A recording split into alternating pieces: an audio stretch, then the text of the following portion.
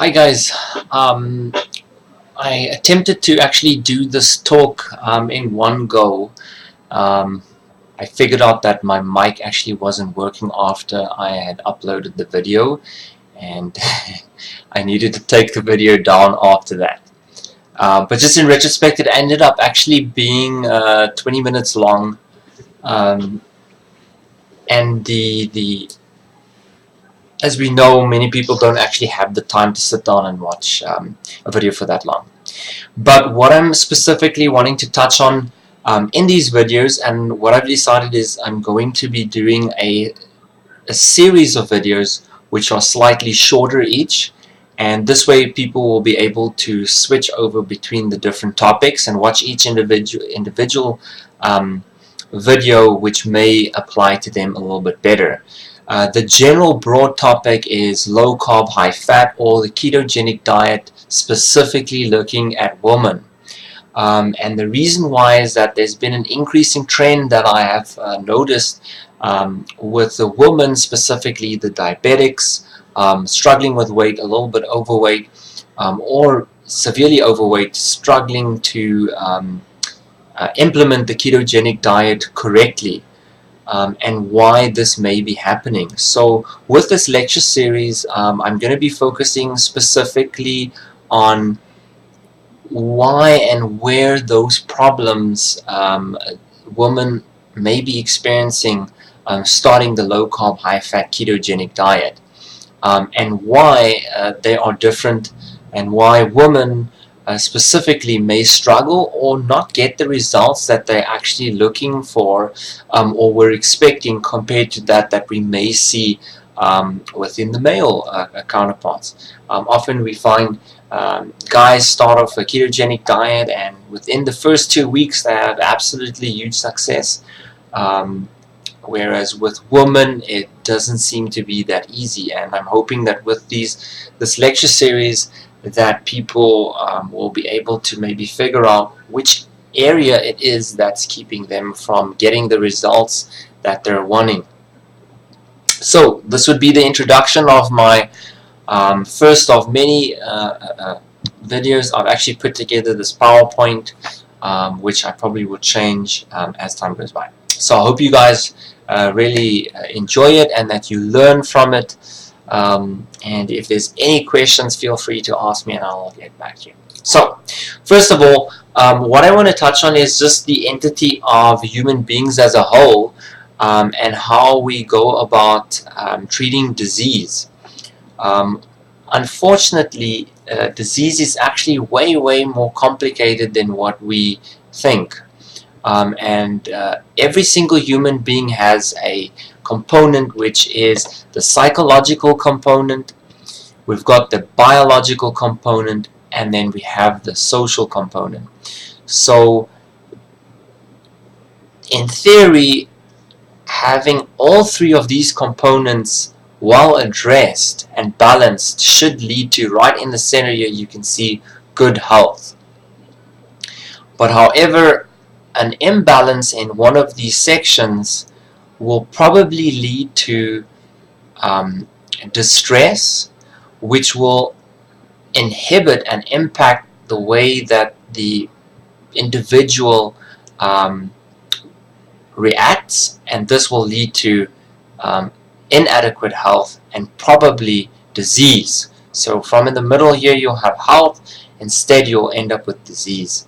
So in these lecture series I'm going to be focusing on how these aspects and problems within each of these individual assets will prevent women specifically from achieving good outcome with their ketogenic low carb diet. So if we look into the psychological aspect, this is to do with sort of our ability to learn, memory, our attitudes and beliefs, individual personality, behavior traits, emotions that the person experiences, coping skills, very important this one, and even right here, past trauma. Okay. We'll then move on to the social aspect. Once again, social supports. family background, cultural traditions, focusing on social and economic status and education. And then lastly, and this is the aspect that us as doctors and that I will be focusing on as well, but it's the one that I think that we overemphasize when treating disease and disease processes and treating human beings as a whole. We tend to overfocus on the biological aspect, and this is where we deal with the individual, gender, physical illness, disabling processes, genetic vulnerability, so these are genes, our immune function and how our immune system reacts, our neurochemistry, stress, reactivity, and then once again medication side effects. So each and every one of these topics are extremely important, and having an imbalance or a problem in any one of these aspects can prevent the individual as a whole from achieving an ideal situation whereby it leads to good health. So for those who haven't had some good success on ketogenic diets or with weight loss, treating their diabetes, it can be as complex as multiple areas in these three, this triad, or it could be just as simple as one thing. Just a little bit of an example. There have been specific women who have gone on ketogenic diets, eaten absolutely perfect, had their macros, their micros, everything was to the book perfect, but they just could not get into ketosis. And when looking into the biopsychosocial aspect of this, sometimes it was found to be just that this individual wasn't getting good and adequate sleep, and it was that sleep disturbance that was keeping the individual out of ketosis. Once the sleep was then addressed and the patient was getting back into a proper sleep routine and getting proper sleep, 2 days later, immediate ketosis happened and the person started seeing immediate results. So this is why just dealing and starting low carb and ketogenic diets is not just as simple as, here you go, follow this diet, take these foods and expect results. The human body is far too complex than that, and we need to look at the individual as a whole if you're hoping to get good results. So what makes women different? Humans are complex, as I've just mentioned, and women even more so. So even beginning at the young teenage years and menarche, you see that there's a huge surge of estrogen. This will play a huge role in terms of how she experiences her body and the response to that estrogen surge. Following through into adulthood, many women deal with significant hormonal imbalances. And this is something that cannot be ignored, that needs to be taken into consideration when assessing this. And then moving on towards the later aspect of the life, menopause, obviously being a deficiency of hormone, a deficiency specifically of estrogen, and once again the menstrual cycle, women dealing with menstrual cycle, the premenstrual cycle, and how the different estrogen as well as progesterone levels will affect even her basic carbohydrate metabolism during those stages.